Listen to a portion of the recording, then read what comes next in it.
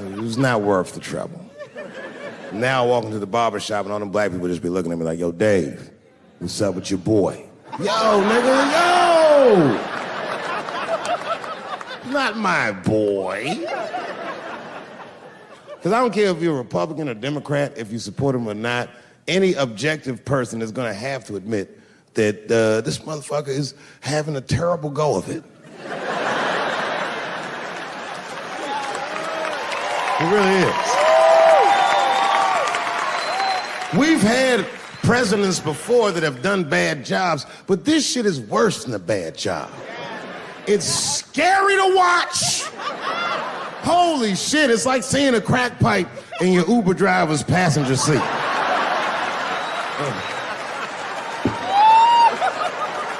The fuck is wrong with this guy?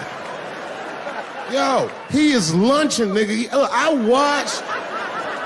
I watched Donald Trump in a press conference, and this motherfucker had all the media gathered, and this nigga literally asked the media to their face to stop finding shit out. I was like, yo,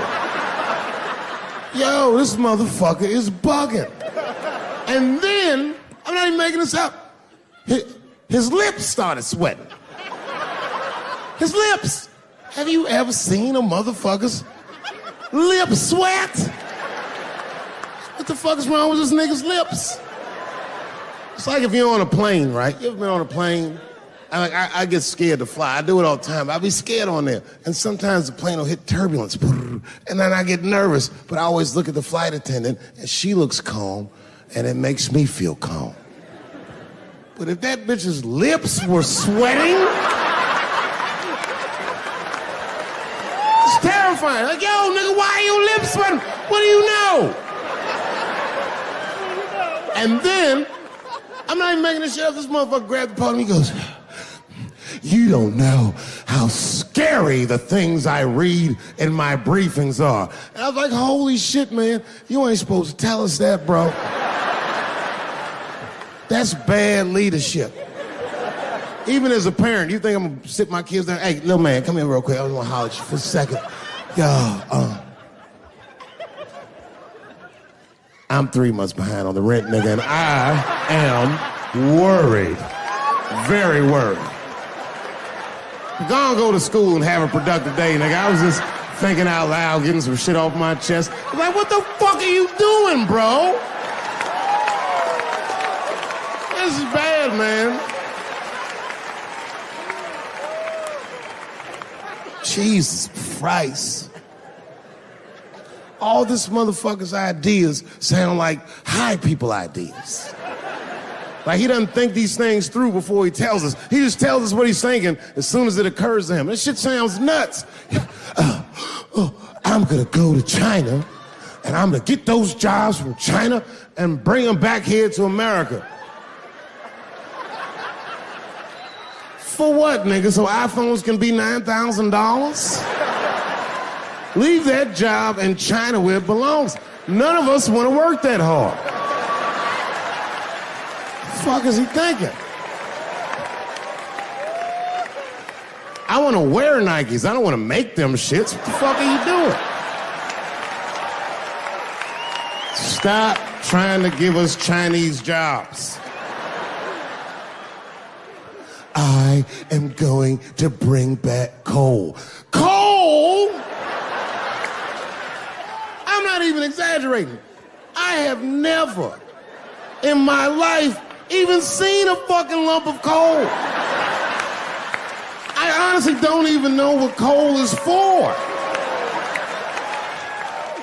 If you're gonna have motherfuckers digging around in the dirt looking for shit, find me some truffles, nigga. That's what I'm about. And these truffle prices are getting out of control. If it gets any worse, I'm gonna be back down to regular butter like everybody else. Veins, he didn't even buckle. You know, like many black men my age, the first time I voted was 8 years ago. Right. I saw Obama on TV and said, oh, I'm voting for this nigga. I remember the day I voted for Obama. I voted in Ohio, and my vote matters in Ohio. Ohio is a battleground state. But when I pulled up to the polls, all the soldiers were in line. There were so many black people in that goddamn line, I didn't even know it was the polls. I thought it was a check cashing place.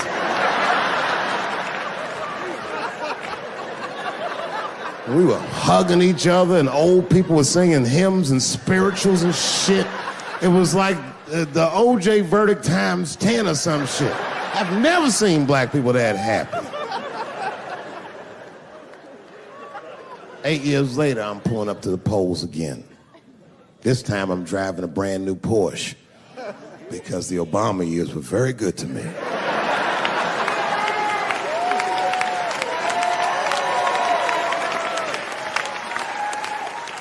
I was early voting, and when I parked my car, I figured out something that it would take the rest of the country another week to figure out. I understood that Donald Trump was going to be our next president because in Ohio, unlike D.C., you could see the results in the parking lot. It's all these goddamn pickup trucks and tractors and shit.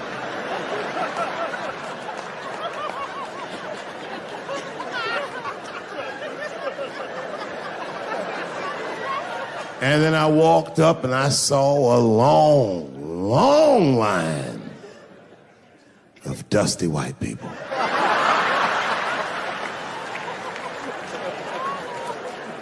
Yes, ladies and gentlemen, these were the poor whites. And I must tell you, I've never had a problem with white people ever in my life. But full disclosure, the poor whites are my least favorites. We've gotten a lot of trouble out of them.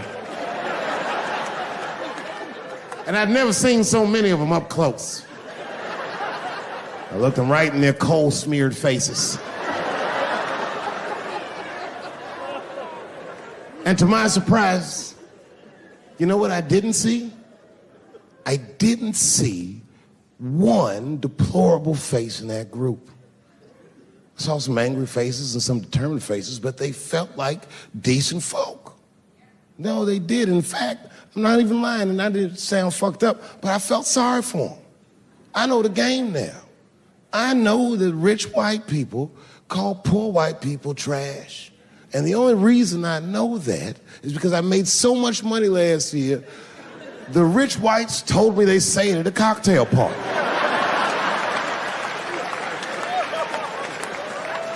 And I'm not with that shit.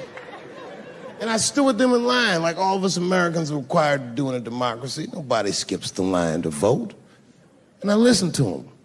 I listened to them say naive, poor white people things. Man, Donald Trump's gonna go to Washington and he's gonna fight for us. I'm standing there thinking in my mind, you dumb motherfucker.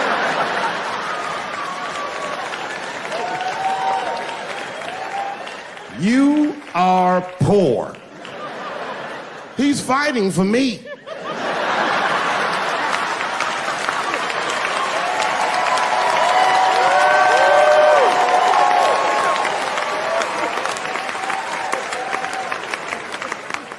And they all looked at me. They could tell who I was voting for just as easily as I voted that day, and then that same day I flew to New York City. I had work. That night I was in a comedy club in New York, and I said to an audience almost exactly what I just said to you. And I didn't know that there was a journalist in the room. And this journalist wrote an article. The headline of the article said, Dave Chappelle is an avid Donald Trump supporter. Yeah, I had no idea the paper said that. And you know how I found out? My wife called me from Ohio the next morning in a goddamn panic. David, what the fuck is going on in New York? I said, I'm being good, but what have you heard?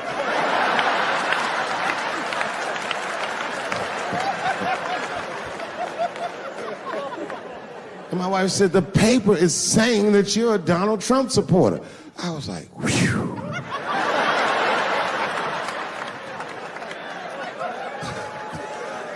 I said, don't worry about that shit, baby. Nobody in their right mind would believe that. And she said, no, David, people believe it. And then she started reading the comments to me. Oh, they were terrible. All these black people calling me all kinds of Uncle Toms and shit. I should tell you, buddy, this is a very serious allegation from one black to another.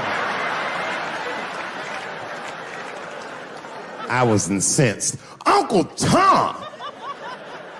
How am I Uncle Tom, nigga? You the one that reads The Observer? Anyway, all this shit goes down, and Saturday night rolls around, and now Trump is the president, and I'm hosting Saturday Night Live.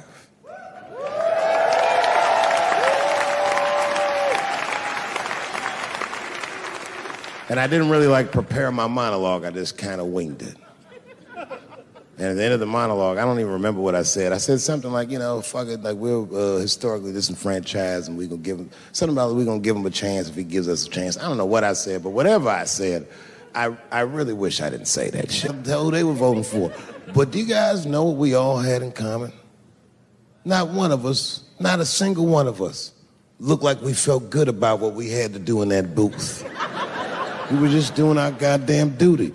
Yes, I voted for Hillary Clinton. Of course I did.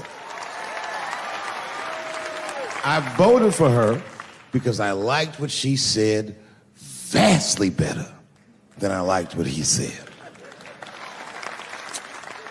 But to be honest with you, at that point, that shit was like watching Darth Vader do the I Have a Dream speech. That bitch is mean as hell. She had already Karate Kid swept Bernie Sanders' legs from underneath him. Boy, it was hard voting for that shit. But it was the lesser of the evils. I know you were a Clinton supporter, Miss. I am sorry to say like that. It didn't feel bad voting for her, but it didn't feel as good as it should have. She was gonna be our first woman president. They were gonna make coins out of this bitch.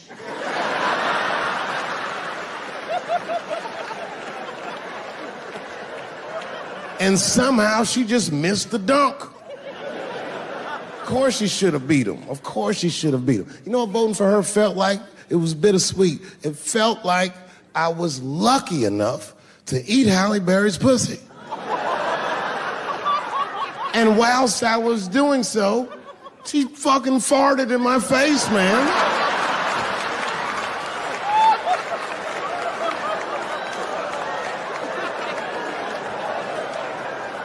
You understand, I'd still do it. But boy, I wish she didn't fart in this great nation's face. I didn't say anything, Dave Chappelle, because I was having a wonderful time, and I wasn't sure how you'd feel about it. I said, you knew how I'd feel. And she said, I'm going home. I don't want any trouble from you. I said, home? It's only 2 songs left. I mean, we might as well finish the night. And we ended up having breakfast together. Everybody's mad about something. Recently, I got attacked online by some gay bloggers, and it hurt my feelings. I have no problem with gay people, but I fucking hate bloggers. I'm not saying it because this person was gay. They was just acting like a bitch online. They was mischaracterizing my jokes, trying to make a point off of me, when it's like, yo, I'm your ally, motherfucker. I'm not trying to stop gay people. I got better shit to do. This motherfucker was saying things to try to get gay people to beat me up.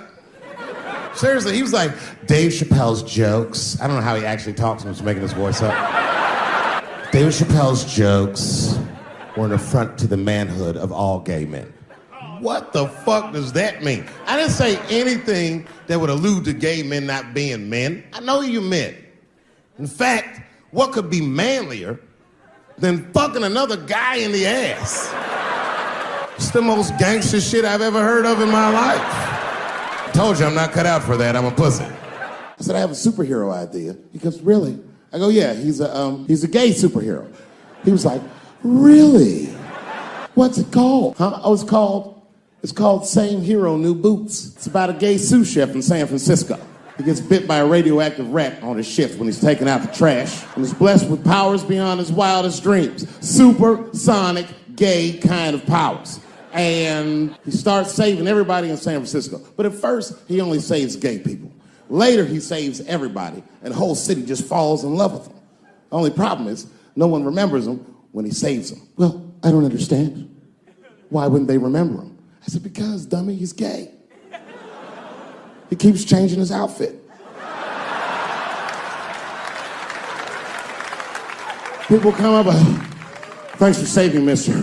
What's your name anyway? And he's like, same hero, new boots and emotions. You think I hate gay people, and what you're really seeing is that I am jealous of gay people. Oh, I'm jealous. I'm not the only black person that feels this way. We blacks, we look at the gay community and we go, God damn it, look how well that movement is going. Look how well you are doing. And we've been trapped in this predicament for hundreds of years. How the fuck are you making that kind of progress? I can't help but feel like if slaves had baby oil and booty shorts, we might have been free 100 years sooner, you know what I mean? If Martin Luther King was like, I want everybody to get up on them floats, get your bodies good and shiny. The only reason I ever been mad at the transgender community is because I was at a club in LA and danced with one of these niggas for 6 songs straight. I had no idea. And then the lights came up and I saw them knuckles. I said, oh no! And everybody was laughing at me, hi, world star. I said, why didn't you say anything? Then I heard that sultry voice. I didn't say anything, Dave Chappelle, because I was having a wonderful time, and I wasn't sure how you'd feel about it. I said, you knew how I'd feel. And she said, I'm going home. I don't want any trouble from you. I said, home? It's only 2 songs left. I mean, we might as well finish the night. And we ended up having breakfast together. Oh, grow up. That doesn't make me gay. I just titty fucked her. His titties are as real as any titties in L.A. It's 2 o'clock in the morning. I was just borrowing a little friction from a stranger. Whoops. And they've canceled people that are more powerful than me. They canceled J.K. Rowling. My God, J.K. Rowling wrote all the Harry Potter books by herself. She sold so many books, the Bible worries about her. And they canceled her because she said in an interview, and this is not exactly what she said, but effectually, she said gender was a fact. And then the trans community got mad as shit. They started calling her a TERF. I didn't even know what the fuck that was. But I know that trans people make up words to win arguments. So I looked it up. TERF is an acronym. Stands for Trans Exclusionary Radical Feminists. This is a real thing. This is a group of women that hate transgender. They don't hate transgender women, but they look at trans women the way we blacks might look at blackface. It offends them. Like, ooh, this bitch is doing an impression of me. I came in the club minding my own business, and a woman came up to me. She goes, oh my God, Dave Chappelle. And I was just being reciprocally nice. Hey, miss, how are you? Blah, blah, blah. Benign talk. Nothing to it. And all of a sudden, this lesbian fellow stepped between us. Hey, nigga, that's my girl. I said, yo, my man, back up like that. She said, I ain't backing up off shit, nigga. That's my girl. I said, bro, you're gonna have to give me 3 feet like this. She said, stop calling me a man, motherfucker. I'm a woman. I said, what?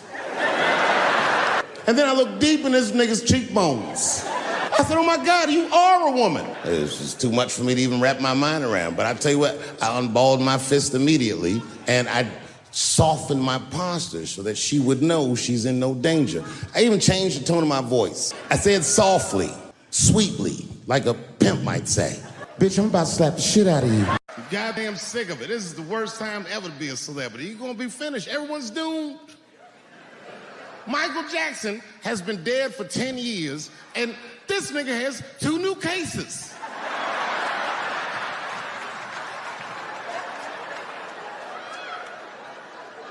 And if you haven't watched that documentary, then I'm begging you, don't watch it.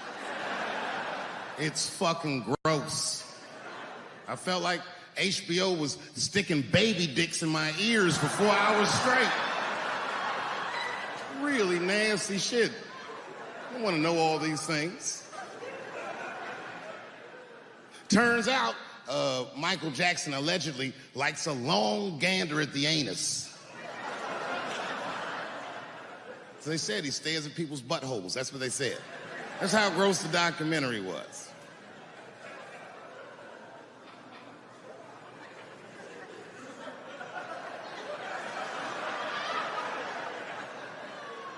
I'm gonna say something that I'm not allowed to say.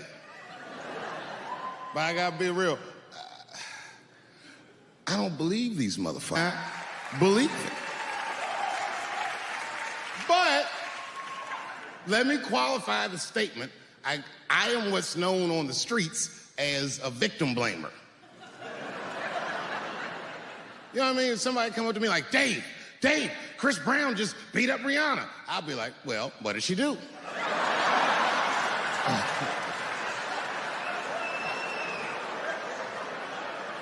Dave, Michael Jackson was molesting children. Well, what were those kids wearing at the time?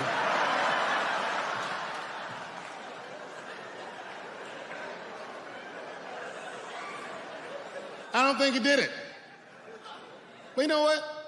Even if he did do it, you know what I mean?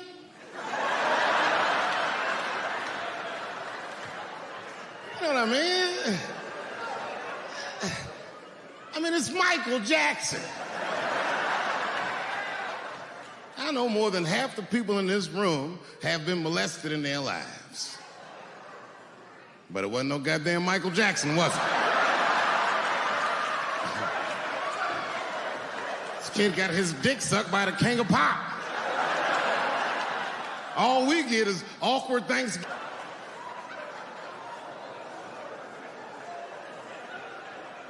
You know how good it must have felt to go to school the next day after that shit? Hey, Billy, how was the weekend? How was my weekend? Michael Jackson sucked my dick. And that was my first sexual experience. If I'm starting here, then sky's the limit.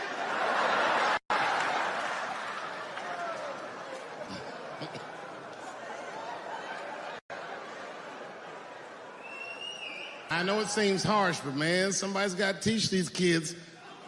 There's no such thing as a free trip to Hawaii. He's gonna want to look at your butthole or something.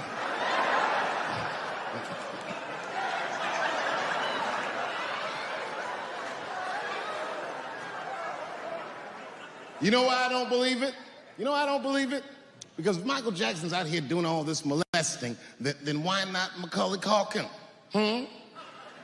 Macaulay Culkin said in an interview that Michael Jackson never did anything inappropriate with him or even around him. Think about that shit. You know, I'm not a... But if I was...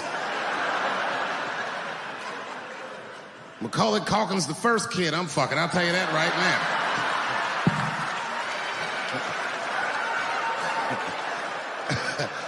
I'd be a goddamn hero. Hey, that guy over there fucks a kid from Home Alone. And you know how hard he is to catch.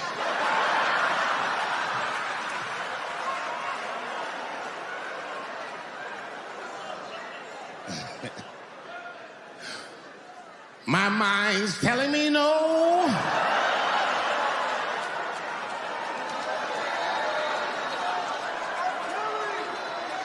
Okay, R. Kelly is different.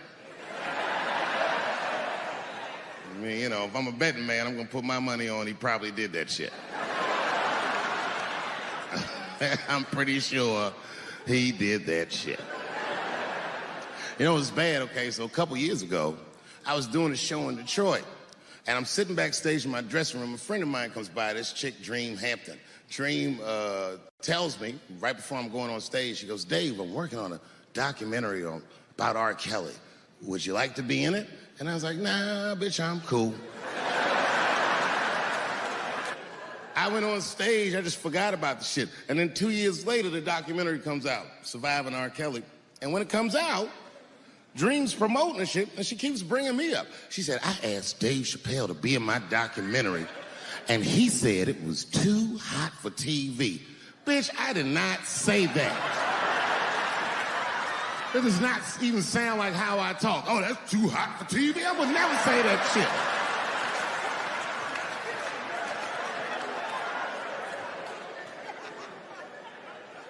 But I'm gonna tell you guys why I wasn't in the documentary.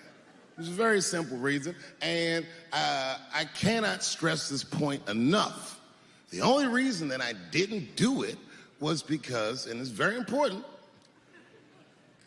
I don't know this nigga at all. I don't know anything. I don't know anything that they don't tell me about. I don't hang out with this nigga. Nothing. So what the fuck do I got to be in the documentary for? This guy, R. Kelly, got another sex tape out now. Can you believe that shit? This guy makes more sex tapes than he does music. He's like the DJ one. Like, damn, nigga. It's a lot of tapes. The new one's so bad that they didn't even show it. I've never seen anything like this. The prosecutor in Chicago came out in a press conference and read to the media a transcript of a sex tape. Have you ever heard of such a thing? This nigga read the sex tape. And it was so bad that R. Kelly sounded guilty in the transcripts. It's fucking amazing. 16 times the girl's age was mentioned. Isn't that crazy? This motherfucker's an idiot. He was fucking her like, yeah, this is the best 14-year-old pussy I've ever had in my life. And she was like, you like this 14-year-old pussy? He's like, oh yeah, I love this 14. I'm like, man, you need to shut the fuck up. You gotta give your lawyer something to work with. You're supposed to be on the tape like, this is the best 36-year-old pussy I've ever had in my life. And then your lawyer gonna be like, Your Honor, clearly my client thought that this woman was 36, as he mentioned some 16 times in the tape. They gonna know you lying though, you know what I mean? Everybody knows no such thing.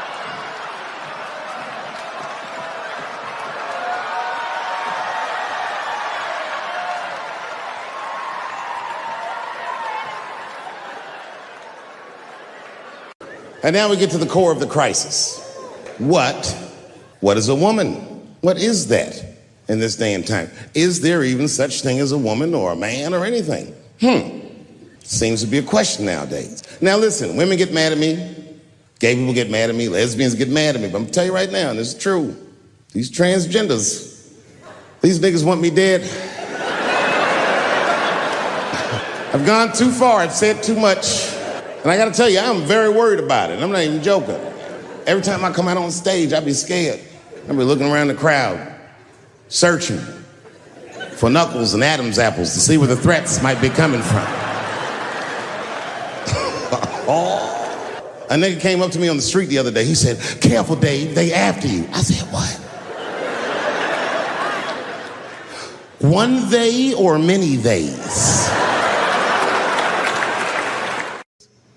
How old is 15 really? Oh, that's a good question. That's a good question. I'm not saying that a person is as smart as they're going to be at 15. That's not what I'm saying, man. But I am saying 15 to me is old enough to decide whether or not you want to be pissed on. I mean, that's me. If you can't make a decision like that by the time you're 15, then just give up, motherfucker, because life is way harder than that. I make tougher decisions all the time. If you don't want to get pissed on, just get the fuck out of the way. It's not even a decision. If I start peeing on the front row, they're not going to have to calculate and think, oh, how do I feel about this? Am I okay with it? They just move. You can do that at 15. I could have. I've been 15. When I was 15, I was doing stand-up in nightclubs. I smoked reefer from time to time. Friends were selling crack. I was trying to finger fuck people. I knew what was happening around me to some degree. Getting pissed on was the least of my worries at 15. Trust me. But it keeps coming up. There's a lot of confusion around that age. Anytime 15 comes up, people freak out. Like when that girl, Elizabeth Smart, got kidnapped. Right? Remember in Utah last year, 15-year-old girl Elizabeth Smart was kidnapped, and then they finally found her and the whole country was relieved. And I was the only one saying, damn, she wasn't that smart after all. Not because she got kidnapped, that could happen to anybody. I'm not knocking her for that. I'm just saying, if you kidnapped me when I was 15, You gotta take me further than 8 miles away from my house, man. God damn. Can't hold me prisoner around shit I recognize. I'll break away. I'll break away. Fuck off me, nigga. That's my bus stop. I know where I'm at. I'm going home.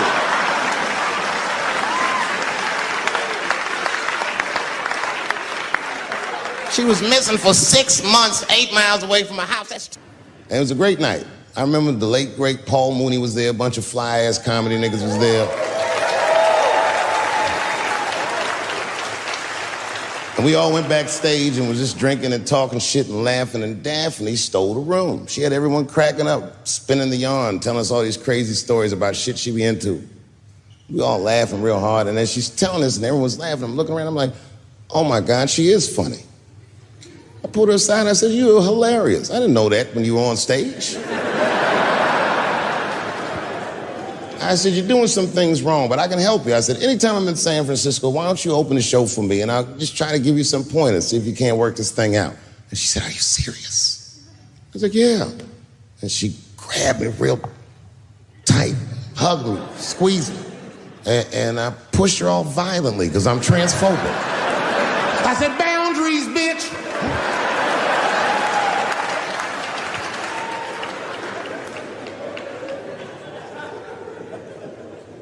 When Sticks and Stones came out, a lot of people in the trans community were furious with me, and apparently they dragged me on Twitter. I don't give a fuck, because Twitter's not a real place.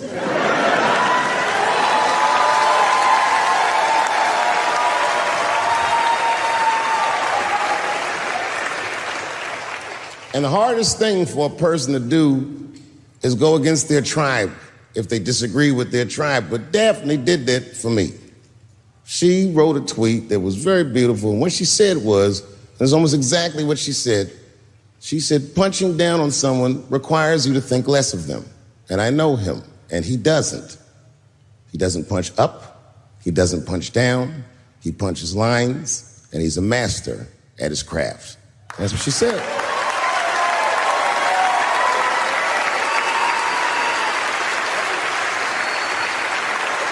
Beautiful tweet. Beautiful friend. It took a lot of heart to defend me like that. And when she did that, the trans community dragged that bitch all over Twitter. For days, they was going in on her, and she was holding her own because she's funny. But 6 days after that wonderful night I described to you, my friend Daphne killed herself. Oh, yeah. It's a true story. My heart was broken. Yeah, it wasn't the jokes. I don't know if it was them dragging her. I don't know what's going on in her life, but I bet dragging her didn't help. I was very angry at them. I was very angry at her. I felt like Daphne lied to me. She always says she identified as a woman, and then one day she goes up to the roof of a building and jumps off and kills herself. Clearly, only a man would do some gangster shit like that. Hear me out. As hard as it is to hear a joke like that, I'm telling you right now, Daphne would have loved that joke. That's why she was my friend.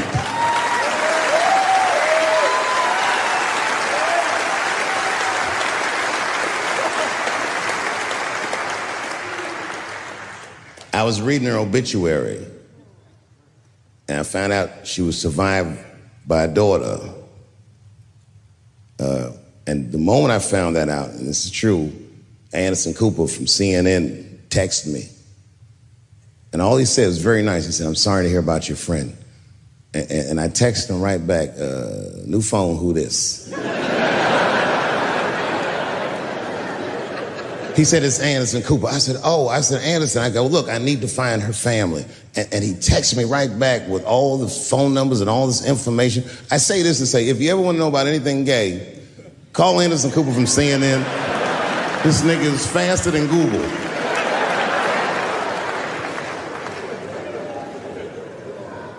What I did is I got in touch with her family and I started a trust fund for her daughter, because I know that's all she ever really cared about.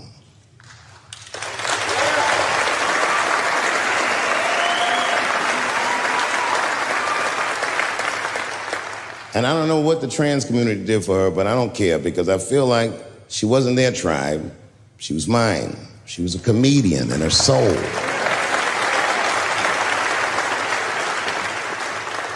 Her daughter is very young, but I hope to be alive when she turns 21, because I'm going to give her this money myself.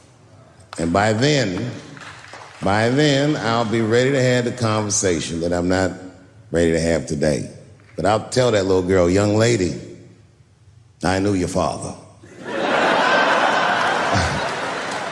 And he was a wonderful woman.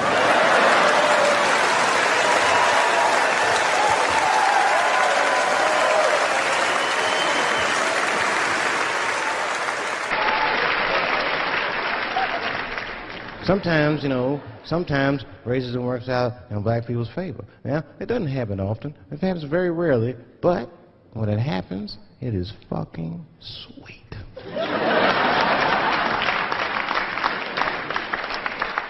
I'm serious. This one time racism saved my life, man. I was on a plane. I was coming from overseas, and I don't know how this guy got a machine gun on the plane, but he stood up, man. He said, "Everybody, get on the fucking ground. Nobody look at my face." I started freaking out. Because he was Chinese, I was like, why is he talking like that?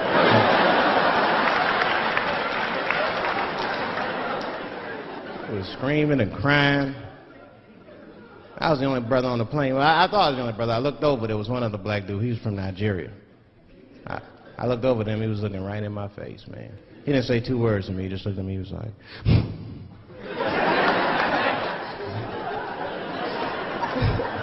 He didn't need to talk, I knew just what he was talking about. I looked right back at him, I was like...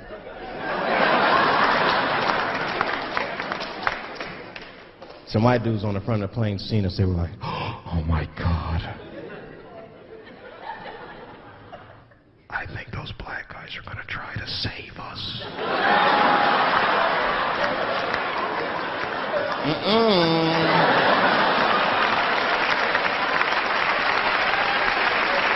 We were just communicating that we understood the situation. We were both seeing the same thing. What we understood was simple. Terrorists don't take black hostages. That's the truth.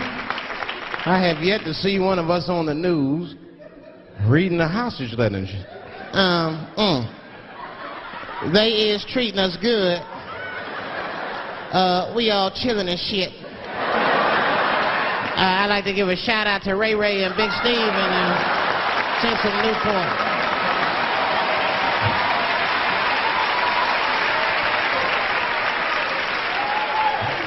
You're not gonna see it. Terrorists are smart. They know what they're doing there, you know. They terrorists. They know that black people is bad bargaining chips.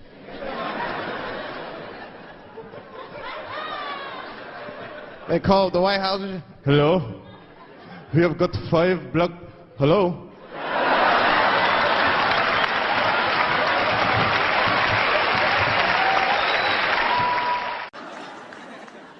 You know who I feel real bad for is Indians. Everybody feels bad for Indians. They get dogged openly because everybody thinks they're dead. These motherfuckers are not all dead, all right? With my own eyes, I've seen a gathering of 1,500 Native Americans. They were all gathered in one place. The place is called Walmart in New Mexico. There's Indians there. I'd never seen Indians before. I wasn't even sure if they were Indians. It's fucked up, but I asked one of them. It's not nice, but I seen him in the sports section looking at bows and arrows. I had to say something. Excuse me. I don't mean to be rude. Are you an Indian? And he was cool. Yes. Yes, I'm Indian. Still didn't believe him. I had to test him to be sure. This is fucked up. But I had a gum wrapper in my pocket, so I balled that shit up and I threw it on the floor. And a single tear came out his eye. I said, oh shit.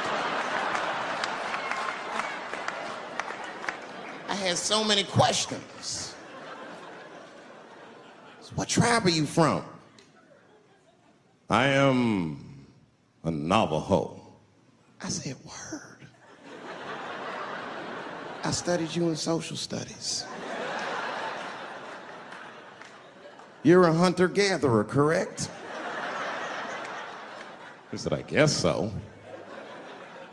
That's what you wish to call it. I said, why? What do you call it? He said, I am an alcoholic.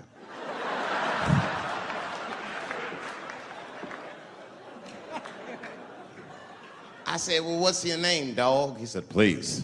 Dog is my cousin. That was a good guess. My name is Running Coyote. What is your name, friend? And that shit caught me off guard. I mean, I didn't want to say my name was Dave to a motherfucker named Running Coyote. This don't feel good enough. He just put me on the spot. I said, huh? My name, what? Oh, my name's Blackfeet. Then I changed the subject. Forget about me. What's going on with you? I want to meet your chief. Why don't me, you, and your chief and your friends get together tonight? We could have a real live peace pipe smoking ritual. We need to celebrate, nigga. I thought you were dead. And he set it up. It was beautiful. It was just like I dreamed. We was all sitting around. Them Indians was beating the drum. Some other Indians came out the back with a long blanket that was folded in half and put in front of us. Opened that shit up, and on the blanket was a long wooden pipe with feathers. And bags of weed were all over the blanket. Chief walked over.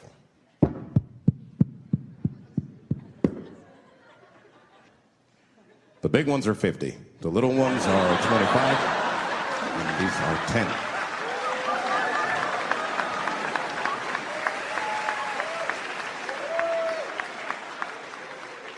Me and those Indians got high as shit.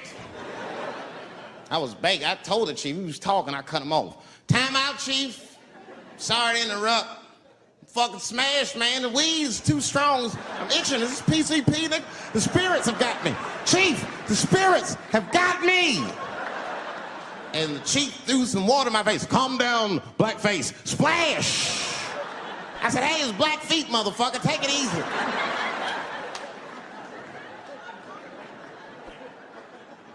Blackfeet, you're welcome to stay amongst me and my tribe for the night until the spirits leave you. And they gave me my own teepee to sleep in, which sounds nice. I personally felt like it was a little fucked up, you know, because they all had houses, man. It's like, why can't I sleep with y'all in the house and watch TV? Like, I can't be on this grass all night.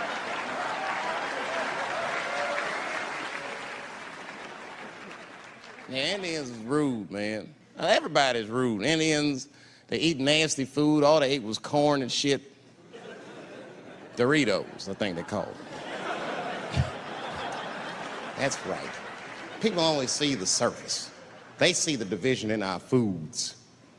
It's because I eat chicken and watermelon.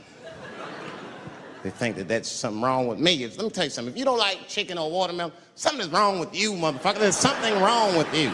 Where are all these people that don't like chicken and watermelon? I'm sick of hearing about how bad it is. It's great. I'm waiting for chicken to approach me to do a commercial, nigga. I'll do it for free, chicken. It's the least I can do.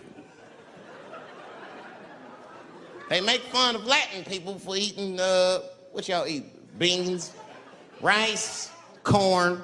Listen, that's not a reason to hate a motherfucker, all right? It's funny, but it's not a reason to hate.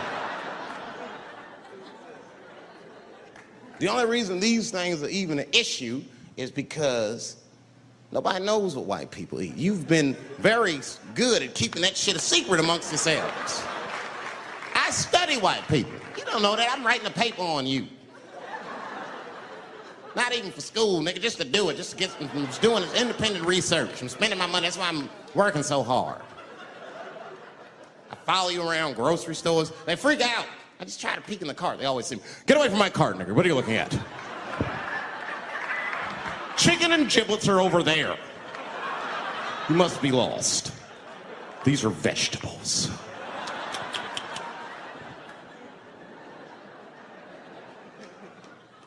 I know what you drink. See how quiet I got? Grape juice. Surprise, motherfuckers, you didn't know I knew about grape juice, did you? Oh, don't play dumb with me. Look at what is it?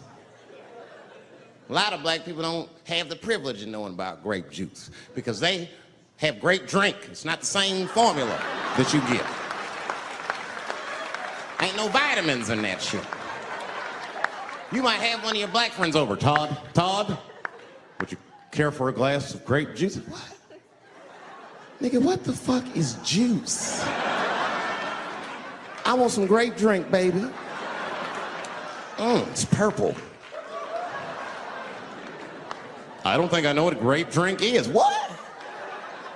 I have some apple juice if you want. What the fuck is juice? I want some apple drink. Scream.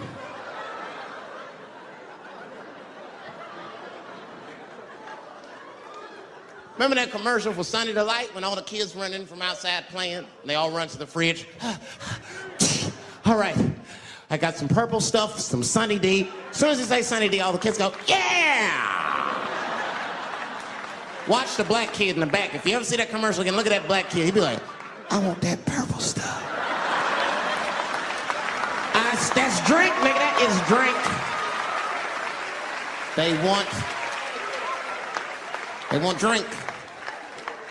I want all them vitamins, nigga. I want drink. Sugar, water, purple. That's the ingredient. Sugar, water, and of course, purple.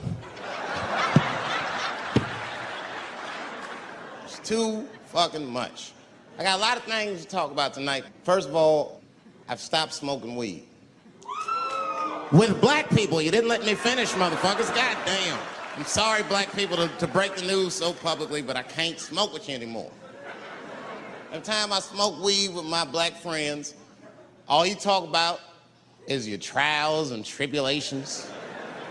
I'm sick of that shit. I got my own problems. Nigga, that's a waste of weed. I'm smoking weed to run away from my problems, not take on yours. From now on, I smoke weed exclusively with white people. Calm down, motherfuckers. You win by default. You got good weed conversation. All white people talk about when they get high is other times that they got high. I can listen to that shit all night. Dude, remember at Frank's last week? It's fucking smashed, man. And catalogs everything they drink. 2 shots of Jaeger, tequila, 4 bong hits, man, beer, cheeseburger. That shit is great. Only bad part is you cannot pass out around white people. Every time white dudes pass out around each other, they always do some borderline gay shit when the guy's asleep. Frank fell asleep, so we stuck a carrot in his ass and put shaving cream on his balls. Why, motherfucker? Why would you do that to a friend of yours? He trusted you enough to sleep around you. You gonna put a carrot in his ass? Is that nice? I tell you right now, if I put a carrot in a black dude's ass, a nigga will kill you when he wakes up for some shit like that. That is an automatic death sentence on the street. It's a rap for you. I'm gonna kill that motherfucker. I thought y'all was friends, baby. What happened? I fell asleep at his house, right? We was drinking, and I fell asleep at his house, and while I was sleeping, right? I'm just gonna kill that motherfucker, all right? That's all you need to know. And fuck carrots. I know it's fucked up, but I tell you the truth. You know, everything's funny. Everything's funny till it happens to you. 3 months, a mere 3 months after that terrible attack that Chris Rock endured, I was on stage at the Hollywood Bowl, and a lunatic jumped out of the crowd and attacked me. Now, I gotta tell you, if it happens to you, you don't even know what the fuck is happening. It was like slow motion. I just looked over. I don't know this nigga. And I just looked, I said, oh my God, I'm being attacked. And this motherfucker was ragged. He jumped at me. He was like, ah! I'm old, but I'm fast. I caught this motherfucker's head with my hand and pulled his hoodie over his eyes. I can still feel his head in my hand. It was spongy. He had been growing dreadlocks. Not the beautiful dreads that Rastafarians grow. These were accidental LA homeless dreads. This shit had leaves and sticks and bottle caps and shit in it. Some kind of grease. I was like, ugh, like this. And then I fell down. And he knocked me all the way on the ground. And I was like, man, this is a bad situation. I'm like, I don't know if I'm gonna die or what's gonna happen. But in that moment of vulnerability, you know what occurred to me that had never occurred to me before in my life? In that moment, it occurred to me that bodyguards should not wear dress shoes to work. Travis! This nigga Travis came out slipping and sliding on some kind of beautiful loafer and fell flat on his back. Pop. I said, oh my God. Now both of us are down. I gotta handle this shit myself. So I popped right back, boom. And then the kid that knocked me down, he popped out, boom. And we looked at each other and realized at the same time, I was bigger than him. And that motherfucker took off running. And I started to chase him and I said, fuck him. And I picked the microphone up. So I'm gonna finish this show now. That's right.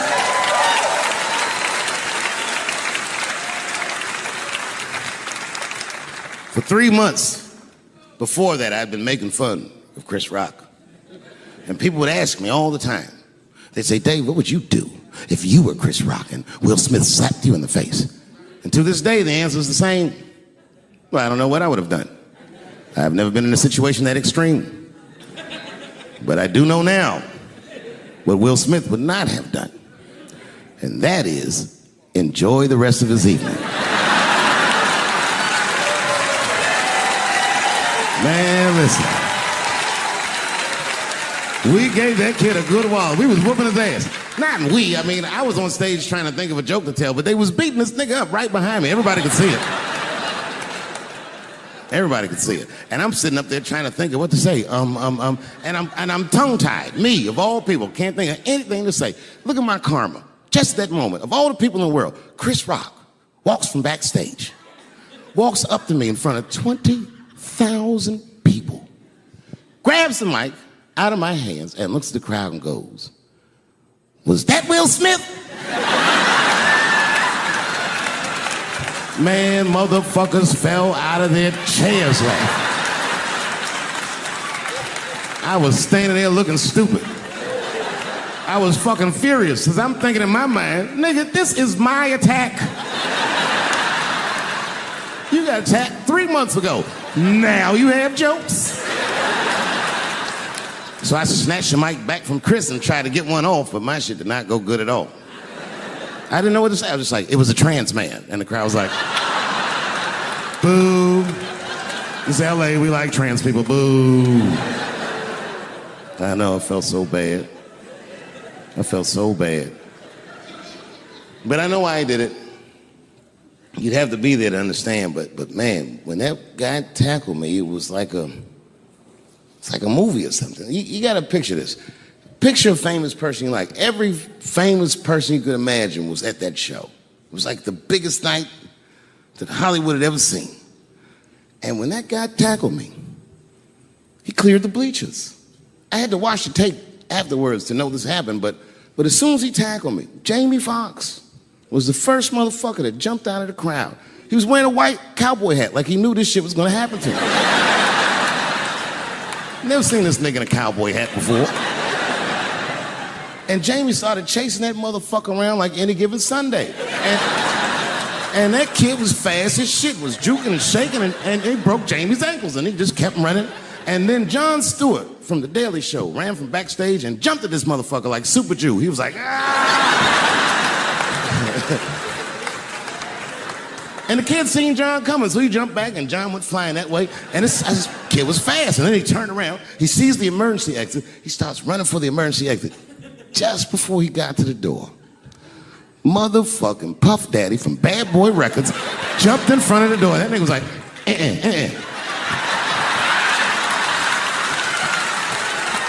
Boy, Puffy got that motherfucker. And then every celebrity just ran out because every celebrity saw themselves in me and they just started beating the fuck out of that kid. And I know Chris was backstage looking like, nobody helped me.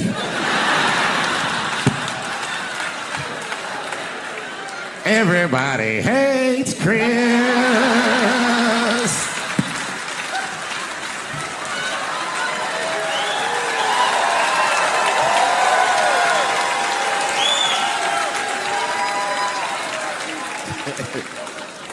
Look, it was way more intense than what you guys might have read. I don't know what you read, but the kid, while we was beating on him, reached in his waistband, pulled out a .22 caliber pistol. That shit was mayhem. Everybody started screaming, oh my God, he's got a gun. He's got a gun. And then I got scared. I was in the back, but I was scared because I knew that everybody that was with me was armed. Yes, if they had shot and killed this kid on stage at the Hollywood Bowl, like I pay you to do, Travis.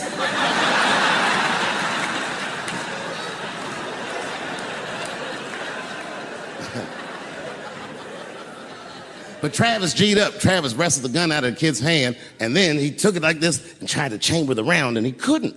So he pulled the trigger, and it wasn't a gun. A knife blade popped out of the front. I guess this kid was gonna stab me. Some scary shit.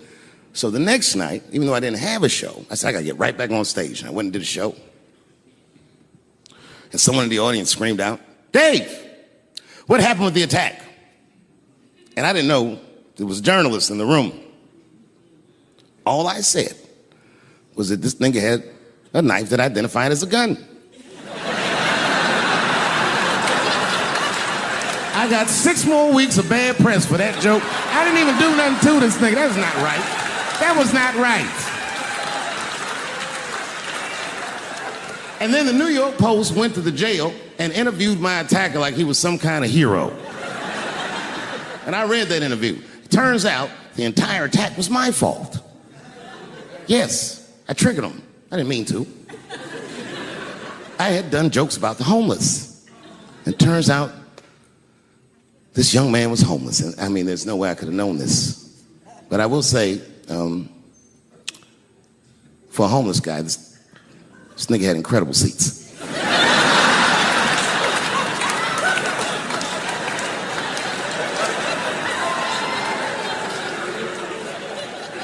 Oh, and they said I triggered him because I had done LBGTQ jokes, and it turns out this fellow was a bee.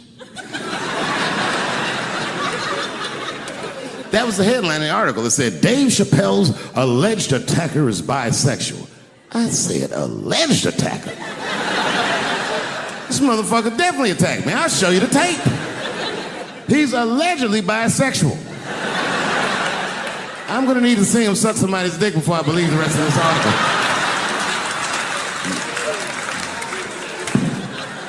I read that shit in the paper. I was horrified. I was like, oh, bisexual? I could have been.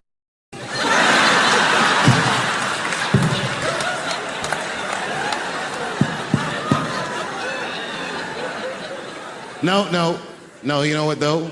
It's not funny because after all that madness ensued, I went to the hotel room. I was by myself and I opened the door and my wife was in there alone. She was sobbing, like sobbing. I said, oh my God, what's wrong with you, bitch? Did you get attacked too?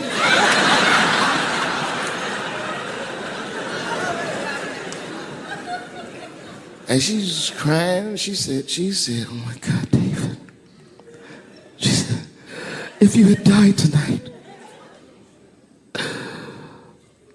me and the kids would have nothing.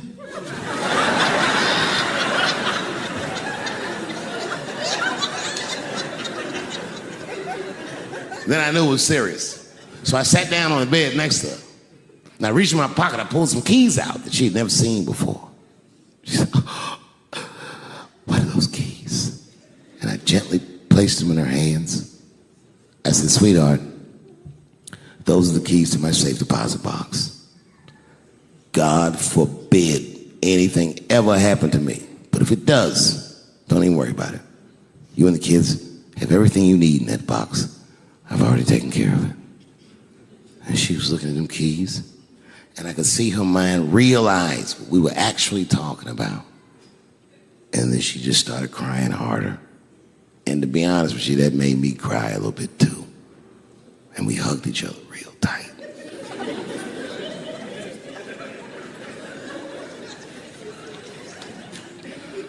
Do you know this bitch looked in the box while I'm alive and well? Who does that? Oh my God. And then she was mad at me. She said, God damn it, David, I opened that box. I said, you did? She said, yes, I did. And there was nothing in there.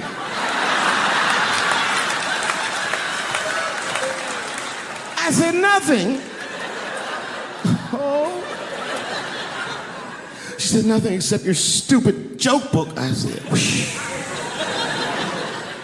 I said, well, sweetie, look. If you tell those jokes exactly how they're written, you and the kids should be fine. They're really good jokes.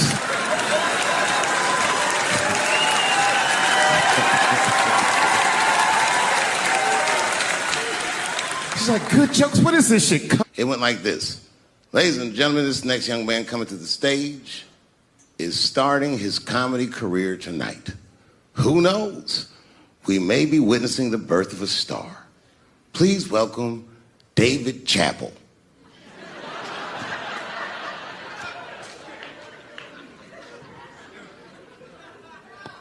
From the first time that I ever held a microphone, I was sure this was it. I knew I was home. I knew I had found my thing. And my God, man, I was a child. I got good. Matter of fact, I was good from the moment I started. And I'm not saying this to be a braggart. I'm telling you the truth. These old niggas was in awe of me. How is this little boy so poised? They used to say. I was. I mean, you know, I got better, but...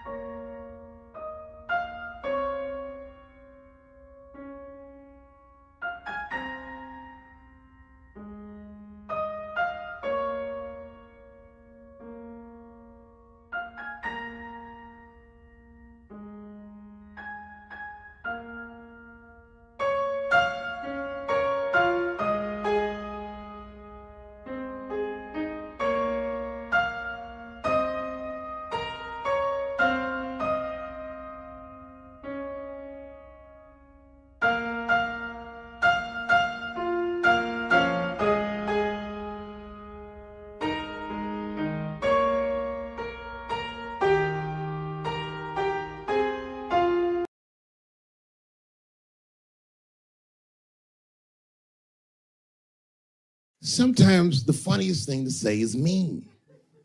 You know what I mean? It's a tough position to be in. So I say a lot of mean things. But you guys got to remember, I'm not saying it to be mean. I'm saying it because it's funny. And everything's funny till it happens to you. Whew. Well, it's the last show. Here we are, Los Angeles, the world capital of rape and dick breath. The fuck has been going on out here? Keeps getting worse. Well, just when you think it can't get worse, they got Charlie Rose today.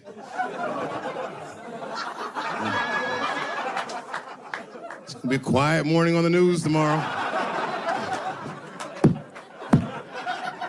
Charlie Rose, who's next? Captain Kangaroo? Everybody is raping like hotcakes. I, for one, am starting to get worried. You know, I've been in show business 30 years. I had no idea how much danger I was in. It's really some scary shit. I gotta tell you, Harvey Weinstein's probably the first person that I ever looked at a photograph of and was like, yeah, he rapes. I'm not sure this motherfucker has a choice. Not a handsome man, not a lot of meat and extra skin on his face. Yeah, he's ugly. You know the sad part is, he's done so well in life, he probably doesn't know he's ugly. You know, when you're good looking, everybody will tell you, oh, you look wonderful, you're so great looking. But when you're ugly, you gotta figure that shit out for yourself. It's a lot of putting clues together through the years. Why am I not getting in the club? I got all the right shit on.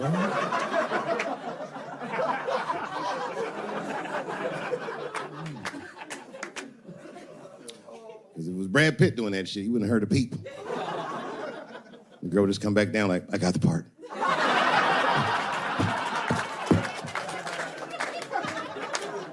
Yuck. Yet, it is important that I acknowledge, ladies, you are absolutely right. There you go. And they gotta all be mindful of that, guys, because this could happen to any of us. It could happen to me. I can see that. I can see myself showing up. Hi, I'm here for my 3 a.m. with Mr. Weinstein.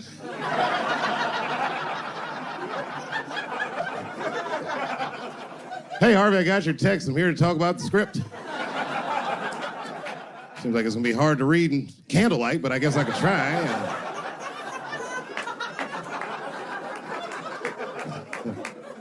Sound like a fucking nightmare. Could you imagine that shit? Could you imagine if you was in a business meeting and a motherfucker pulled their dick out? In the middle of the meeting, I'd be like, yo, my man, this is the most unprofessional shit I've ever seen in all my days. Just let me finish, Dave Chappelle.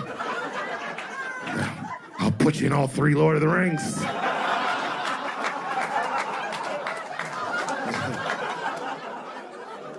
Hurry up, nigga. I have other meetings tonight. I have a 4:30 a.m. at Brett Ratner's house. And, I believe it's wardrobe fitting.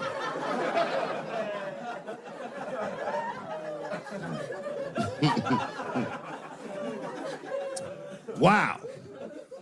I mean, it is really bad out here, isn't it? Kevin Spacey's out here grabbing men by the pussy. I didn't even know that was possible. Jesus Christ. You got the guy from Star Trek, The Next Generation. That's who we got. Last time, it sounds like he was more than that, but that's who set it off. He's 14 years old, and Kevin Spacey cost him at a party, which I gotta say, by the way, for the record. Been to a lot of parties in my day. Never been to a good one that had 14-year-old boys in it. Not even when I was 13, you know what I mean? Who wants to kick it with a bunch of hubba-bubba chewing niggas like, having a good time, nigga. Yeah. Ironically, the kid grew up to be gay anyway, which means Kevin Spacey can sniff that shit out like a truffle pig. Yeah, he's one of me. And not the victim blame, but it seems like the kind of situation that a gay 14-year-old would get himself into. I know I didn't say that right, but it's true, nigga. Like, you know why I say that though? Because I went to an arts high school, and like all them niggas was gay, man. Like in high school, all them dudes was gay, and them gay dudes was way more mature than the rest of us, and we didn't know why. We just knew they was mature. You ever see a gay dude at lunch? Perfect posture, nigga sitting there. Eating responsible. And then take that thermos out. He'd be like, what the fuck is that? Is this nigga drinking wine with lunch?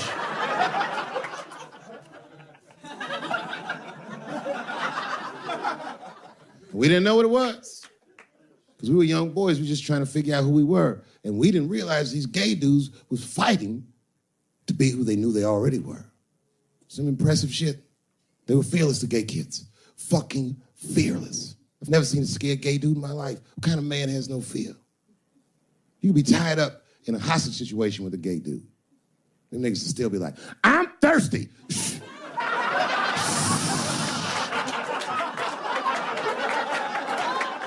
I'm thirsty, David. I need something to drink.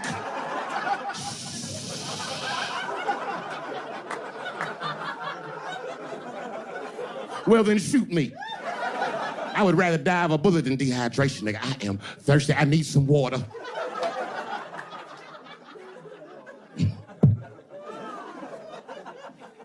All jokes aside, Kevin Spacey shouldn't have done that shit to that kid.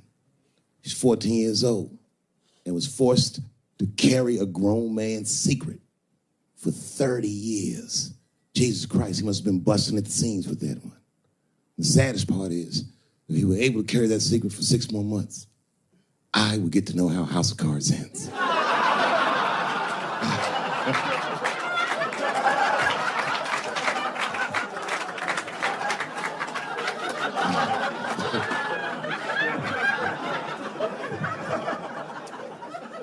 Yep, ladies and gentlemen, these are dark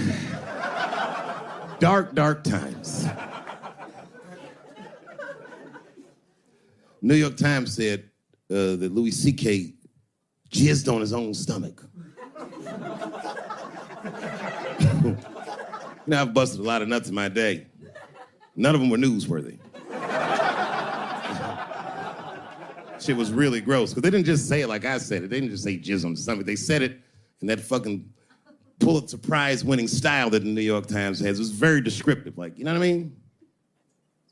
Louis C.K.'s semen shot out like a volcano of misogyny, slowly drizzling down like lava, covering his freckled penis as it slowly dripped to a fiery crown of red hair.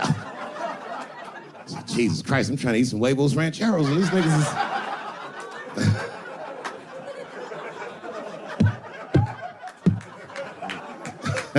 And you know, the tough part, being a comedian and knowing the motherfuckers, everybody comes up to me like, did you know? Did you know what Louis was doing? No, bitch, I did not know. The fuck you think we talk about at the comedy club? Hey, nigga, how was the weekend? Great, man. I was just jerking off in faces and coming on my own stomach, having a good time. You know how this business is. No, I didn't know. They act like we sit around like Grease. Tell me more, tell me more. Then she put up a fight. Dun, dun, dun, dun. Dun, dun, dun, dun, dun, dun.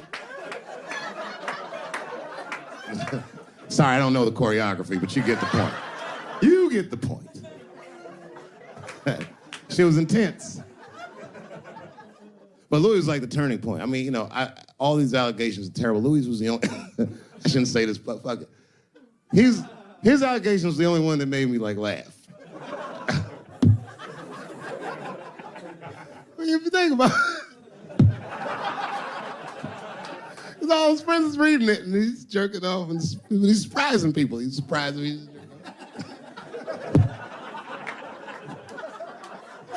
I just picture all the comics in comedy just reading it like, what?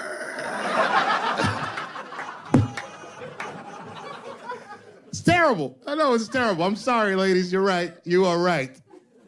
But at the same time, I mean, you know what I mean? I don't know. Jesus Christ, they took everything from Louis. I was like, I don't know, it might be disproportionate. I can't tell. I can't tell. This is like where it's hard to be a man. One lady said, Louis C.K. masturbating in front of me. ruined my comedy dreams. Word. Well, then I dare say, madam, you may have never had a dream. Come on, man, that's a brittle spirit.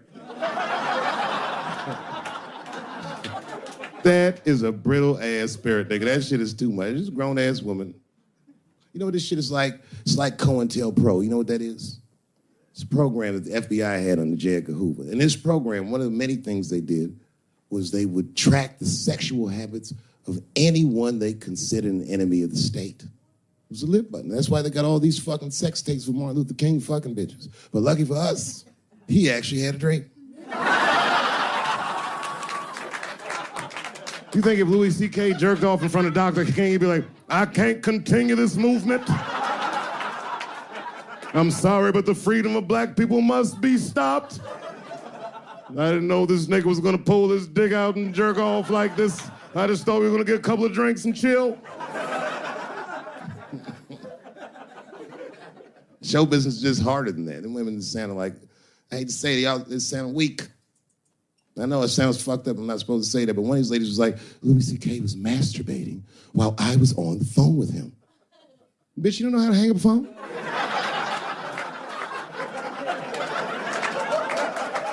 How the fuck are you going to survive in show business if this is an actual obstacle to your dreams?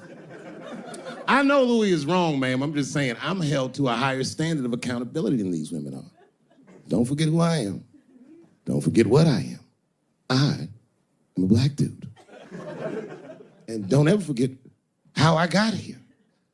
My ancestors were kidnapped. I don't even know where the fuck I'm from. They were put on the bottom of boats. They sailed them across the Atlantic. Many of them died. Only the strongest survived. And once they got here, they beat the humanity out of my people. They turned us into beasts of burdens. They made us do their work. And the irony is, hundreds of years later, they called us lazy. We fought in the Civil War. We damn near freed ourselves. And then in Reconstruction, black people did great. My great-grandfather was a very wealthy man. But then the black coats came, Jim Crow came. There was 100 years of unspeakable oppression again. Lynchings, all kinds of terroristic acts to keep us in the margins of society. And yet we still fought. And Dr. King was born. And then things got better. 20 years after Dr. King was assassinated, Michael Jackson was moonwalking on television. Something, something, something, Barack Obama.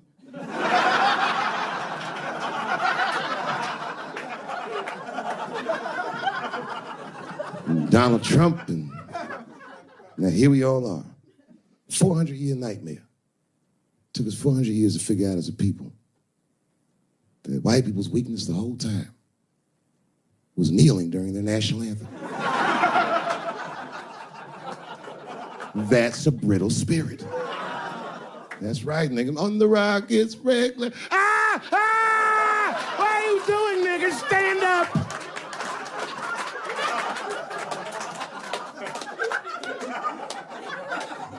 The Vice President of the United States got involved. Mike Pence got involved. He went to the game himself. These niggers will have to stand when they sing that. And all them football players looked up in the stands and saw Mike Pence and said, Mike Pence, come on, y'all. Wu-Tang. Bow! Oh! Foiled. Brittle spirit. I could kill every white person in America at one time. You know how I'd do it? I would just wait for the Super Bowl. And right when they sang the national anthem, I'd have O.J. Simpson walk to the 50-yard line with them bad knees. Is that O.J. Simpson on the field? What the hell is he doing here? Oh, I know what he's gonna do. Stop him!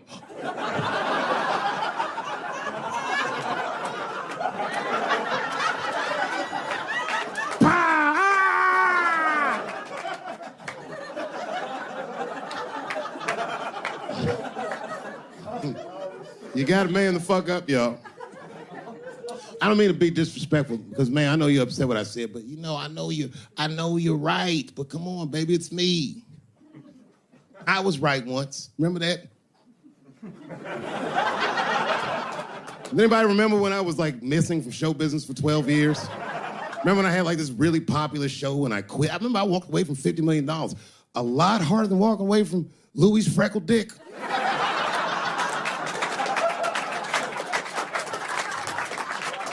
I didn't know that I'd ever work again. And yet here I am tonight. Did my dream die? No. I remember that shit. You don't remember that when I quit my show? Remember I went on the way out the door, I said, something's wrong in Hollywood. I believe they said I smoked crack. That's right, I remember. They called me crazy. So really, you know, you're right, ladies. Congratulations. Enjoy it. And they're coming for you, bitches. They're coming for you. There's one person that's uncomfortable. You know who's the most uncomfortable motherfucker in the room? The nigga that's right. I was right at an orgy once. Nobody fucked me.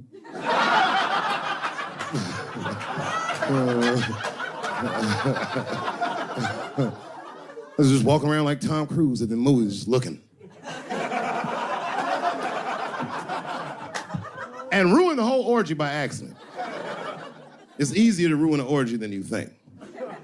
All you gotta do is wait for it to get kind of quiet and then go, ew.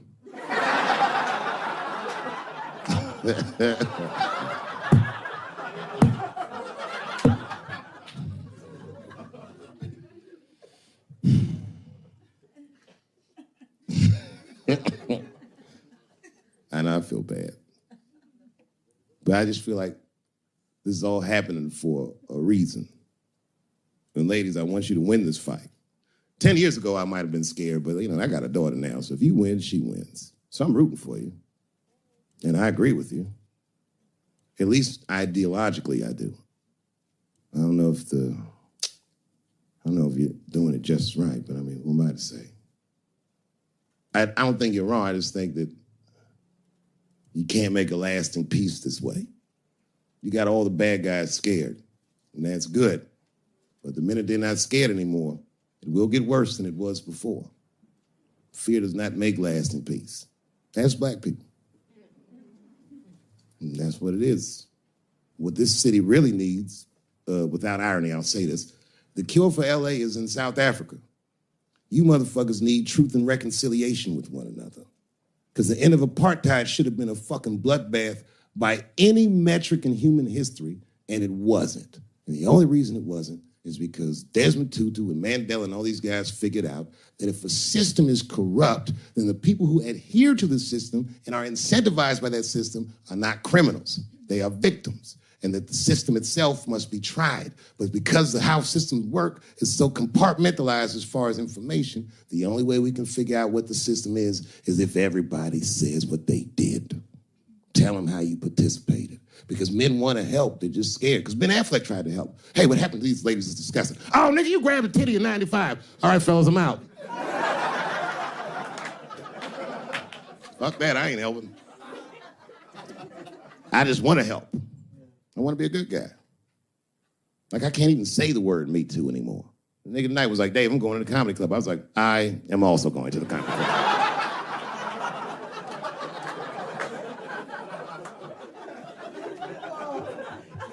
And I didn't even know it was happening, but I guess I became like a feminist in the last 3 weeks because I can't watch porn the same. Like, I watch it sometimes, but I can't click on these motherfucking thumbnails, not with those titles. Guy crams young girl in the ass with hard right. I can't click on that. Come on, nigga, give me something I can click on. Dude gets sucked off by a midget. Little person, I say to myself. It takes me hours to find one clip. What the hell is this? Marginally groomed feminist enjoys consensual sex with vaguely homosexual guy with penis the same color as mine. Click.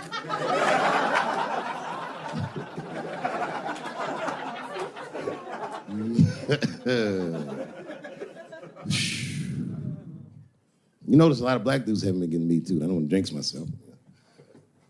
You know why, though? Obviously, black women go through the same thing, right? The reason is because black women from slavery won't tell on us because they know that no matter how bad we black dudes are, white dudes are very mean. They're scared to see us get punished. My wife is Asian. She'd tell on me in a goddamn second.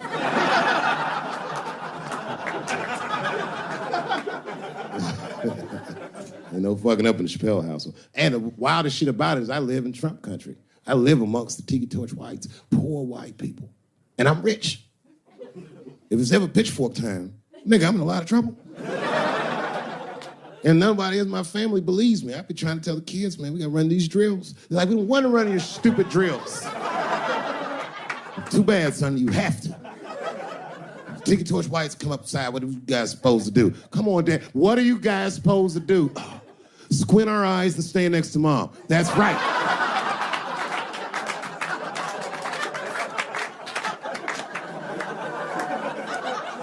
And what are you gonna bring me? Your gun and your groundskeeper uniform. That's right.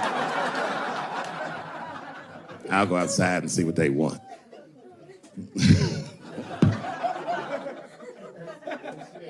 It is wild, bro. Where you from, man? Where you from?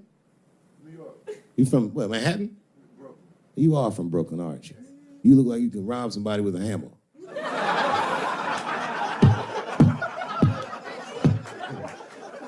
Brooklyn niggas rob you with shit they find around the house. I just got stabbed with a toothbrush. This nigga must be from Brooklyn. I'm fucking around. Yeah, man. Well, you ladies are right. To be honest with you, your lives look terrifying to me. They do, man. I know nothing about being a woman, but I know fear. Yo, I used to live in New York when I was 17. And I couldn't even pay my bills. You know what I did to make money? I used to do shows for drug dealers that wanted to clean their money up. And one time I did a real good set, and these motherfuckers called me in the back room. They gave me $25,000 in cash. I was probably 18, 19 years old. I was scared. I thanked them profusely. I put that money in my backpack. I jumped on the subway and started heading towards Brooklyn at 1 o'clock in the morning. Never been that terrified in my life.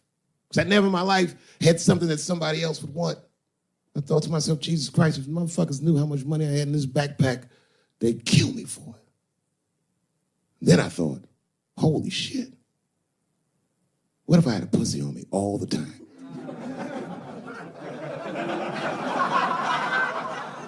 That's what women are dealing with. I'm gonna tell you right now. It's real talk. If them same drug dealers gave me a pussy and said, put this in your backpack and take it to Brooklyn, I'd be like, nigga, I can't accept this.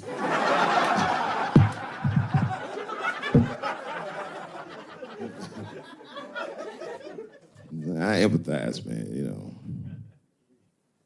Everybody gets mad because I say these jokes. But you understand that this is the best time to say them. More now than ever. And I know there's some comedians in the back. Motherfucker, you have a responsibility to speak recklessly. Otherwise, my kids may never know what reckless talk sounds like. The joys of being wrong. I didn't come here to be right. I just came here to fuck around. It's hot in here suddenly, isn't it? I wonder where that heat came from. I wonder what happened to me. Where did I go for 12 years if I wasn't raped?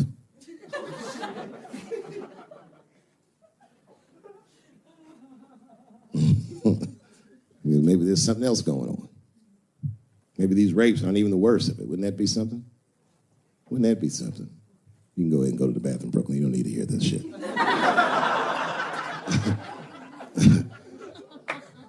You see that motherfucker right there? He's under an enormous amount of pressure. He is. Just being big and black with that hairdo, nigga, motherfucker's a suspect for everything. Except white-collar crime.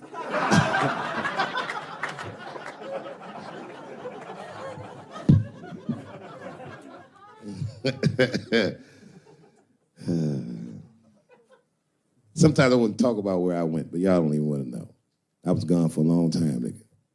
I was in the upside down.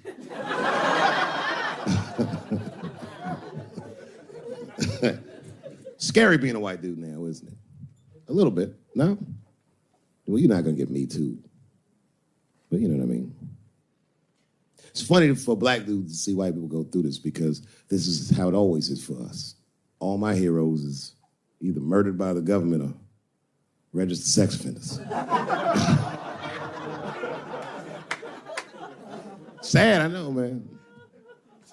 But we've already been through it, like Michael Jackson. Remember when they said all that shit about Michael Jackson? They never proved anything till his dying day, but they said that he did some very heinous things.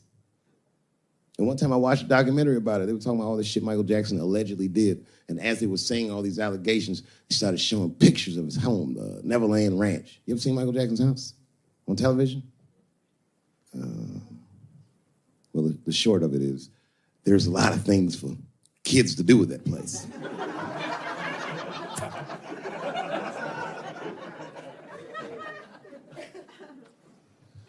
And I saw the whole thing, exotic animals and Ferris wheels and merry-go-rounds and shit. And the more they showed it, the more certain I was that I don't think Michael Jackson did any of those things they said he did.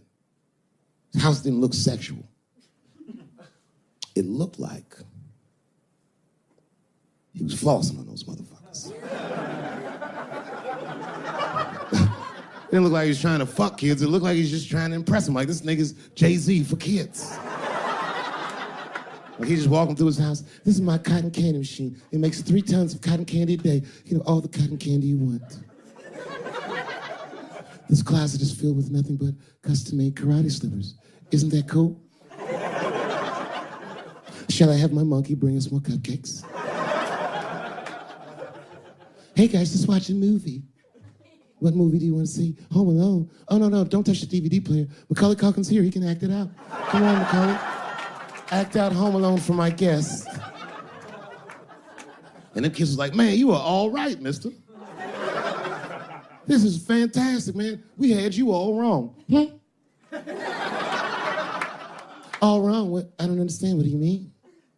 Huh? Oh, well, you know, man, we thought it was going to be the usual. Like, you're going to have us come over and give us some wine cooler and, you know, suck our dicks.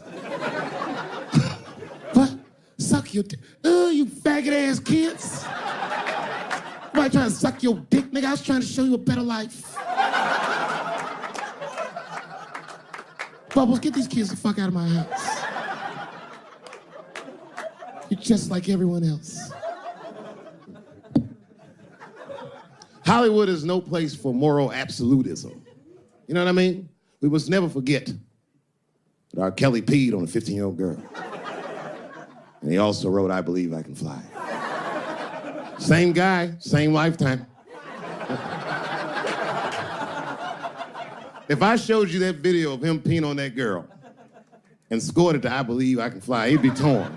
I used to think that I could not go on. You would know how to feel. If I can see it.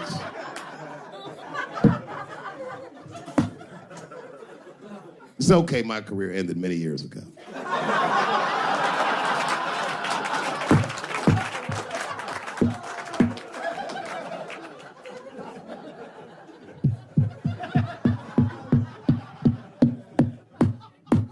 Order. No, I'm terrible. I'm sorry, everybody. I'm sorry. You want to know what happened to me?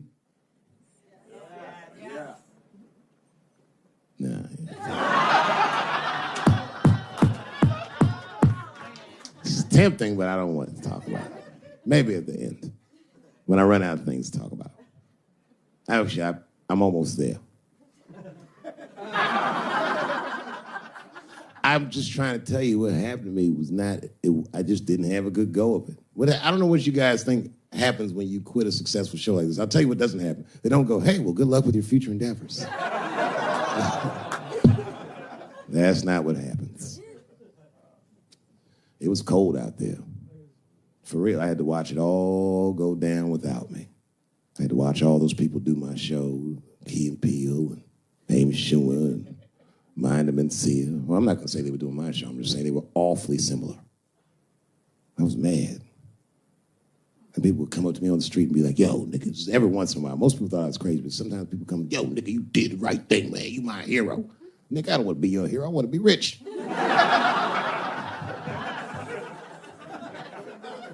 Never choose to be a hero, because heroes die uncomfortable deaths.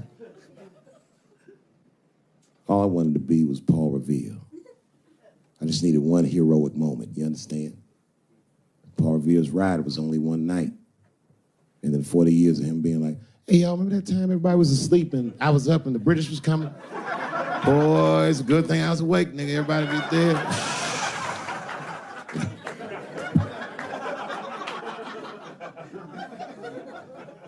That's why I want to start a GoFundMe for Colin Kaepernick. I do, man. I'm fascinated with him. I want to make sure he never has to play football again. He can if he wants to. I just don't want him to have to. Because why the fuck not?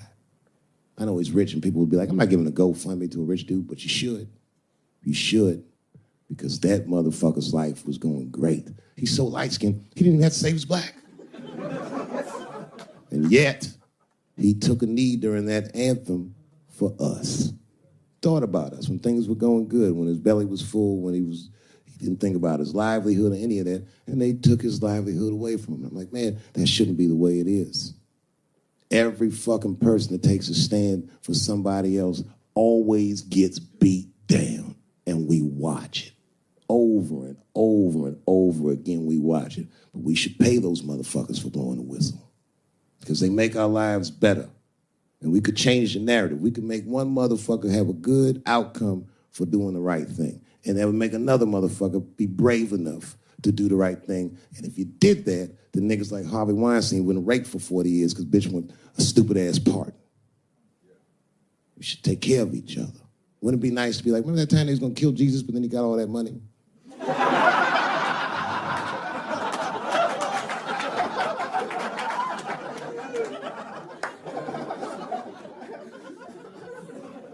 Real talk, man.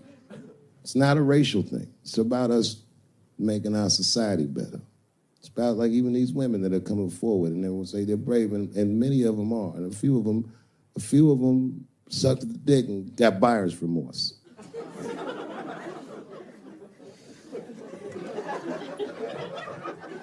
Yo, that's a huge omission from this narrative. This wouldn't have gone this far if some women weren't willing to do it. You can't ask every woman to hold the line. Some women can carry things heavier than others. So we should fight for one another. We should forgive the ones of us that are weaker and support the ones of us that are stronger. And then we can beat the thing. When you guys keep going after individuals, the system is going to stay intact. You have to have men on your side. And I'm telling you right now, you're going to have a lot of imperfect allies. I'll tell you what happened, but I can't say it directly. There's a book, to me, that encapsulates my entire experience before I left the show. And the book is called Pimp. It's written by a guy named Iceberg Slim. Yeah, bring it up here. This is Matthew. Matthew is from France. He's white.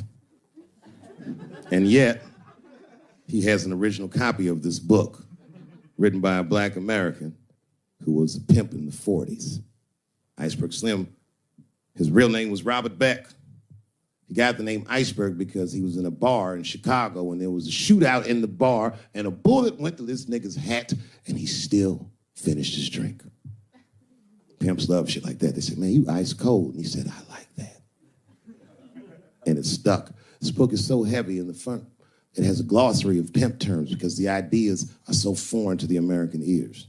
For instance, do you know what the phrase mileage on a hoe means? Of course you don't. Mileage on a hoe is a very wild concept. It means that pimps understand there's a finite amount of bad shit a person can do before they'll lose their fucking mind. And a good pimp can look at a woman that he's never seen before and call it. She's good for 500 fucks. That's her mileage. Anything over that, that bitch is gonna spill. They do it to you. Why the fuck you think most of us work from 9 to 5? Because 9 to 6 might kill a bitch.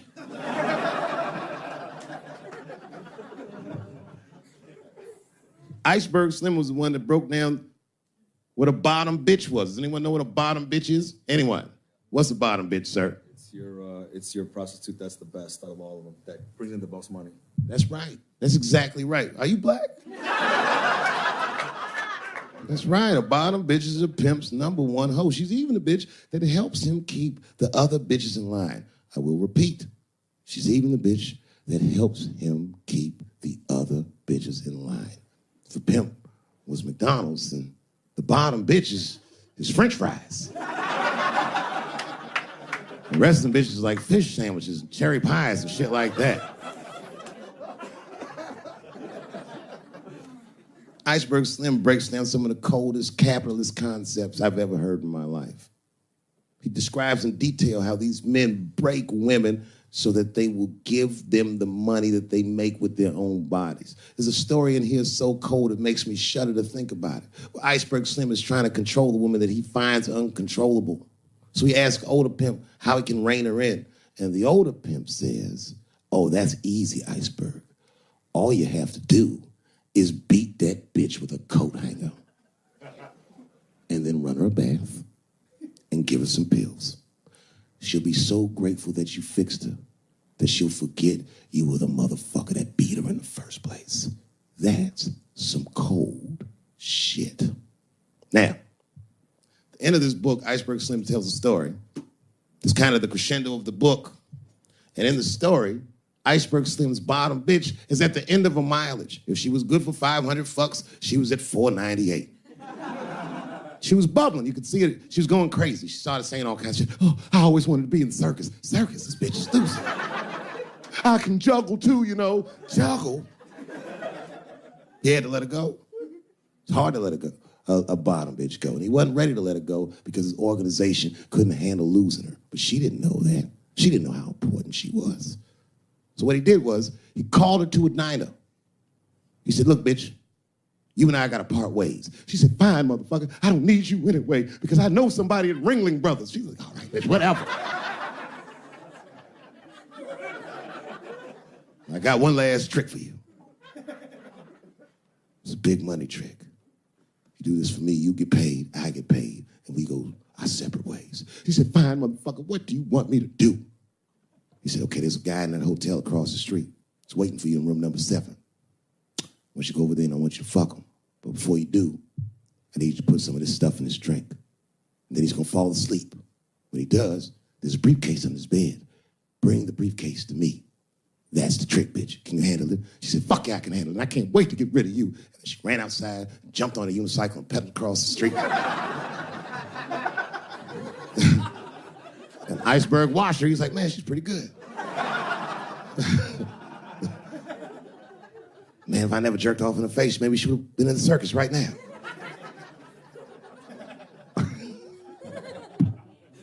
And she runs up to the motel steps and she disappears in room number 7. She's gone for a real long time. Real long time. So long, in fact, that Iceberg got a little worried. But then, suddenly, she came back. He said, what's going on, bitch? Where's the briefcase? She said, I didn't get it, Daddy. He said, what do you mean you didn't get the briefcase, bitch? What's wrong with you? She said, oh, I did everything you said, but that man don't look right. Something wrong, Daddy. He said, what do you mean something's wrong, bitch? Did you put that stuff in his drink? She said, I did everything you said, Daddy. I put all of it in his drink. He said, wait a minute, bitch. Wait a minute. You put all of it in his drink? Now he had to see for himself. So the two of them go across the street to the motel, and they go into room number 7, and on the bed, laying lifelessly, is the white man that she was supposed to fuck. And Iceberg said, you right, bitch, she don't look good. What the fuck? So he called a friend of his that was a doctor that was close by. And the doctor came in, gave the guy a thorough examination, and told them both what was obvious. Slim, this motherfucker is dead. Oh, God, Daddy. Oh, no. Oh, no, we killed him. He said, calm down, bitch. We didn't do anything. You killed this motherfucker. And then he reached under the bed and he grabbed the briefcase. He popped it open. It was filled with money. More money than any of them had ever seen. And Iceberg took a little bit of the money and gave it to the doctor. And the doctor, sometimes the funniest thing to say is mean. You know what I mean? It's a tough position to be in. So I say a lot of mean things. But you guys got to remember, I'm not saying it to be mean. I'm saying it because it's funny. And everything's funny till it happens to you. Whew. Well, it's the last show. Here we are, Los Angeles, the world capital of rape and dick breath.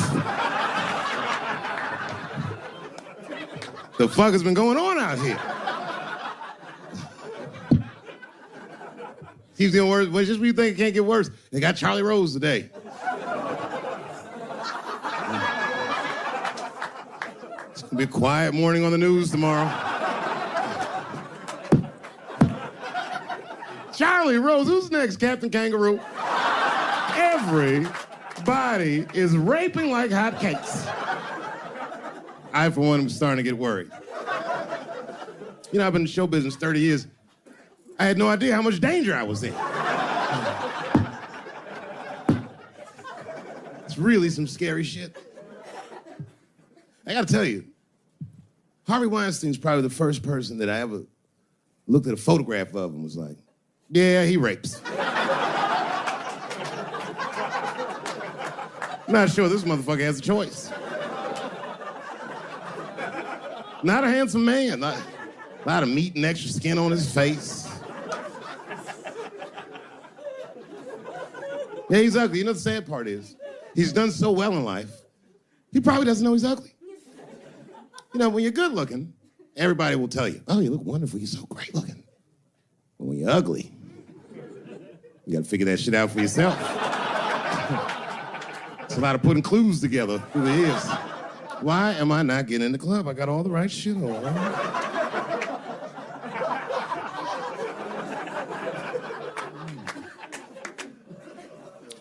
Because if it was Brad Pitt doing that shit, he wouldn't have heard a peep. The girl would just come back down like, I got the part.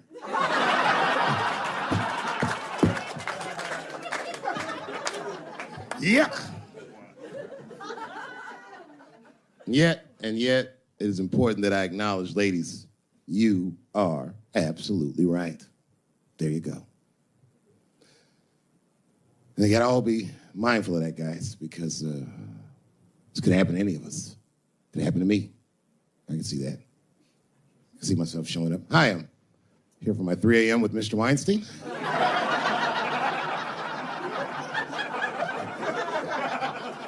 Hey, Harvey, I got your text. I'm here to talk about the script.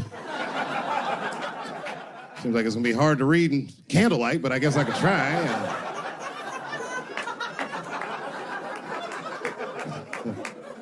Sound like a fucking nightmare. Could you imagine that shit? Could you imagine if you was in a business meeting and a motherfucker pulled their dick out?